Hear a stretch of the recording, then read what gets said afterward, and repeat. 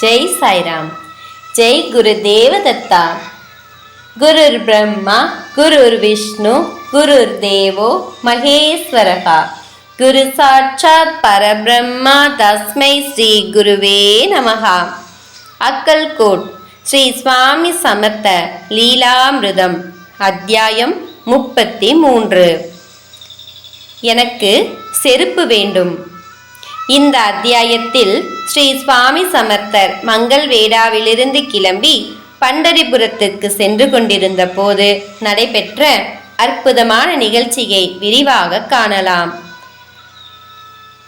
கமர்கர் என்கின்ற விவசாயியின் விளைநிலத்தை பண்டரிநாத் என்னும் ஏக்நாத் என்கின்ற சகோதரர்கள் வாங்கி விவசாயம் செய்து வந்தனர். ஸ்ரீ சுவாமிகள் பண்டரிபுரத்துக்கு நடந்து சென்று கொண்டிருந்த போது அவருடைய விளைநிலத்தை தோராயமாக மதியம் 1 அல்லது 2 மணிக்கு கடந்து சென்றார். வெயில் சுட்டெரித்தது. அந்த வெயிலில் எவராலும் செருப்பு அணியாமல் நடந்து செல்லவே முடியாது. அப்போது ஸ்ரீ சுவாமி சமர்த்தர் பண்டரிநாத்தை பார்த்து, உன் செருப்புகளை எனக்கு கொடு என்று கேட்டார். பண்டரிநாத்திற்கு ஸ்ரீ சுவாமிகளை பார்த்து என்ன தோன்றியதோ தெரியவில்லை. உடனே தன் செருப்புகளை அவிழ்த்து கொடுத்து விட்டான்.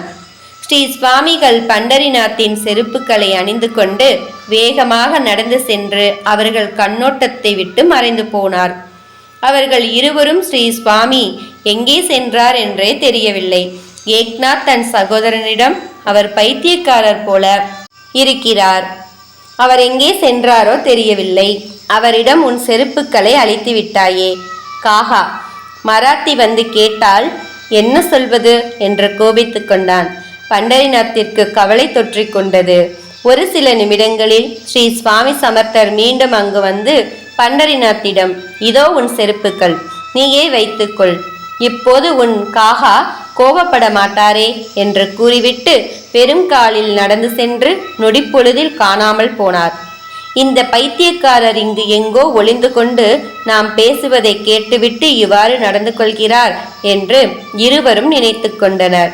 சகலமும் அறிந்த ஸ்ரீ சுவாமிகளின் தோற்றத்தை பார்த்து இவ்வாறு முடிவு செய்து கொண்டது இவ்விருவரின் சிறு புத்தி. பண்டரிநாத் தன் செருப்புக்களை அணிந்து கொண்டு வேலைகளில் மும்பரமானான்.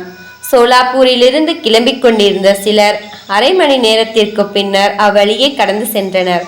அவர்கள் ஸ்ரீ சுவாமிகளை பற்றி பண்டரிபுரம் செல்லும் வழியிலே கேட்டவுடன் இருவரிலும் ஆச்சரிய அற்புதமான லீலைகள் புரிந்து தன்னை ஒரு இவ்வளவு விரைவாக எப்படி அவ்வளவு தூரம் செல்ல விவரமாக இவரும் அத்தியாயங்களில் காணலாம். புருஷராகத்தான் இருக்க வேண்டும் என்பதை இருவரும் உணர்ந்தனர். வினோதமான தோற்றங்களில் தன்னை வெளிப்படுத்திக் கொள்வார் என்று நாம் கேள்விப்பட்டிருக்கிறோம். அதன் உண்மைத்தன்மையை விளக்கும் விதமாக இந்த நிகழ்ச்சி ஸ்ரீ சுவாமி சமர்த்தரால் நிகழ்த்தப்பட்டது உள்ளது. இதுதான் மங்கள்வேடாவில் நடைபெற்ற கடைசி நிகழ்ச்சி. இதற்கு பின்னர் அவர் மங்கள்வேடாவுக்கு மீண்டும் வரவே இல்லை. மங்கள்வேடா மண் எவ்வளவு புண்ணியம் செய்திருக்கிறது! 12 ஆண்டு காலம் தொடர்ந்து ஸ்ரீ சுவாமிகளின் பாத ஸ்பரிசத்தை அனுபவித்துக் கொண்டே இருந்திருக்கிறது. ஜெய் ஜெய ஸ்ரீ சுவாமி சமர்த். ஜெய் சாய்ராம். ஜெய் குருதேவ தத்தா. அனந்த கோடி பிரம்மாண்ட நாயக ராஜாதிராஜ யோகிராஜ பரபிரம்ம ஸ்ரீ சுவாமி சமர்த்த மகராஜ் கி ஜெய்.